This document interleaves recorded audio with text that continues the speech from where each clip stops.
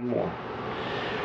I want to go back to something that you touched on earlier, because I think it's a really important point, and I think it's something that a lot of people outside of the rural communities may not realize, and that is you mentioned the fact that there's been a lot of effort for a long time to address some of these issues legislatively through the legal system, through due process, through a long time, the proper a lot channels. of effort. And let me just give you one example. The Sagebrush Rebellion, when this first started, to require the federal government to do its duty and dispose of the land to the states.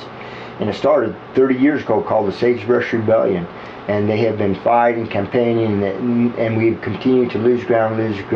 I spoke to a 96-year-old gentleman who's been a real patriot. He spent over $500,000 of his own money. He says, Mr. Finicum, I have printed up 10 million copies of the Constitution in my lifetime. Do you know how many semi-truck and trailer loads it takes to make? You can put on how many you put on a semi-truck and trailer is like a 1 or 2 million on a truck or semi-trailer. Here's a box. Okay? And so we've lost at every step, and we have gone through every avenue for decades trying to get the federal government to adhere to the laws of the land and quit being a law unto itself, lawless. And finally, we as citizens have been left with no other recourse than to stand for our natural rights, our personal rights. See, the purpose of the state was to interpose between a federal power and its citizens. And when that state fails to, this is a 10th Amendment issue as well as other issues in the Constitution, but when that state fails to say, federal government, you're out of your bounds, go back and keep their people safe from the force and regulations of the federal government, then the county needs to step in. And that last line in the county is that sheriff to say, you federal agents, you leave my people alone. We have some county sheriffs to do that. Leave my people alone.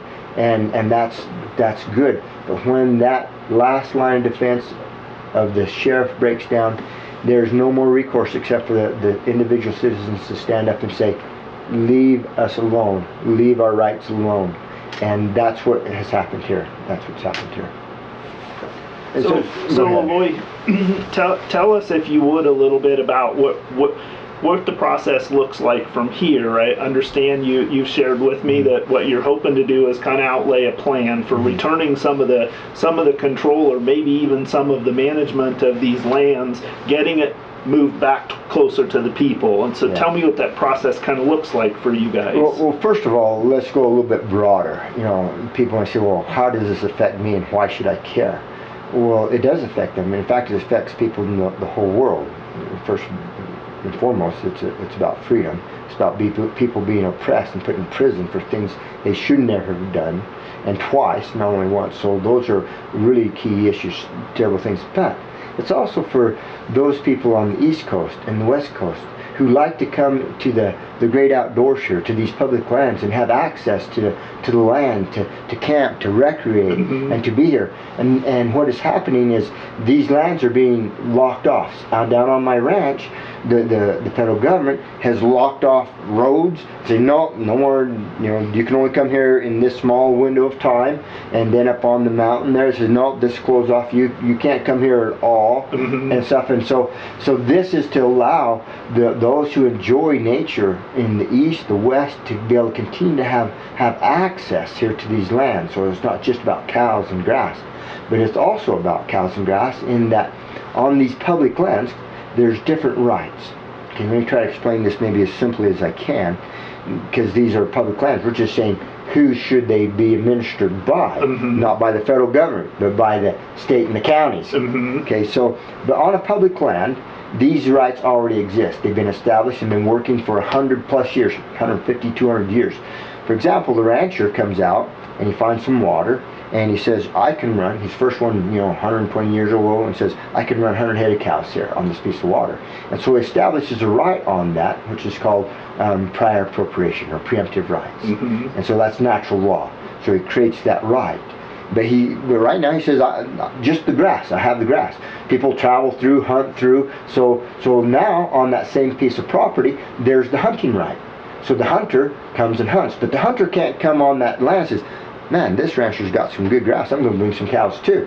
So the hunter cannot infringe upon the grazing rights, and the rancher can't start locking the gates and locking out the hunter or the camper or the recreationalist. Those rights are already established, and for these many 100+ years, we have been functioning just fine with this.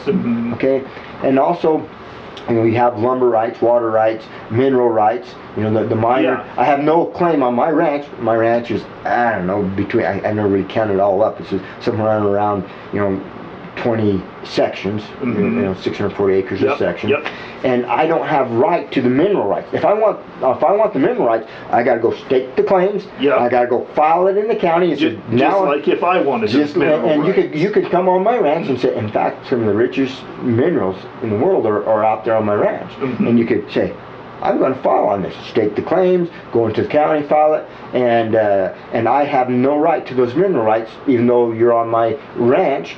But you can't bring some cows, can't bring some sheep. Okay, deal with the minerals. And so, see, there's multiple rights on these public lands, but they're rights. See, I own that grazing rights, and when you get those minerals, they're yours. You own those mineral rights. Okay, and so I'm hoping the people in the West and the East can begin to understand the concept of public lands. Please come and enjoy it. We're fighting for you. When you come in. In fact, this is for people around the world that want to come and visit here. We're fighting for you to come out here without this federal regulation. Let the state and the counties that are closest to it. I cannot believe how much waste I have seen since I've been here. I go, man, this is just such an example of the atrocity of the government waste that I've seen in this facility here. But I won't go. That's a different story. Let's stay on topic. But I think that's really important. I think there's a lot of confusion about that. I've seen a lot of articles and comments and coverage where people, I think, are misled, and they feel like what you guys are trying to do is limit the access to these lands. No, we're trying to do the opposite. Just for the ranch. We're trying to open it up for everybody. Because believe me this, believe you me. Okay. Down in Mojave County, largest, fourth largest county in the whole United States. It's huge, and the federal government says they own 90% of it. With a stroke of a pen, Ken Salazar says, mineral rights, no more mineral rights. We have them. You can't have access to them. The richest minerals there, so they've seized it with a stroke of a pen. Now, if they get my grazing rights, you know what rights are next? The hunting rights. Do you think the federal government wants somebody wandering in the hills with a gun? No, they don't want that. And then after that, it's going to be the camping rights and stuff. And then you're going to have to pay, and they're going to guide you to the little narrow way and say, look over there, look over here, pay me your thing, and let us set up another whole thing like this that is just a sinkhole for federal funds to pour into. And it doesn't add to the wealth of the economy. It doesn't add to the security of our nation. See, we're more secure when we have things that produce lumber industry. We have farms. We have ranchers, because the wealth comes from the land. These things came from the land. And, you know, you probably look like a wool scarf there. I mean, there's some wool in that. Come from the land. You know, all of this comes from the land. The wealth comes from land. So when government seizes the resources of the land, then the people will become poor.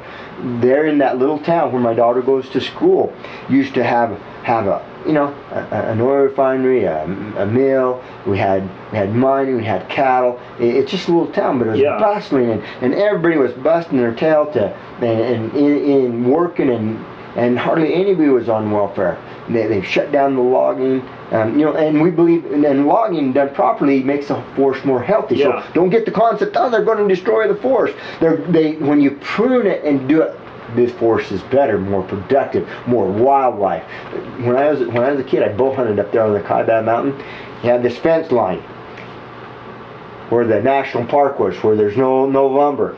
No deer over there, no forage over there. It's trash. You couldn't even walk through with all the dead trees everywhere. And over here, deer, you know, wildlife. On privately owned and managed. Well, no, actually, where it's private timber. And then when the fires come over there, because there's so much dead fuel the heat is so much more intense. It sterilizes the ground. It kills the big trees. But over here, when there's a fire, when there's not so much dead fuel on the ground, the big trees can withstand the fires, and it drives the nutrients back into the soil, and then the grasses come again, and more deer and more wildlife. And so proper management, and the federal government has managed it very, very poorly, terribly. I had lumber guy in here 2-3 nights ago decrying what has happened to the forest, to the health of the forest, since they've closed it down. So I really can't remember exactly where I was going with that, but that's good. That's good stuff.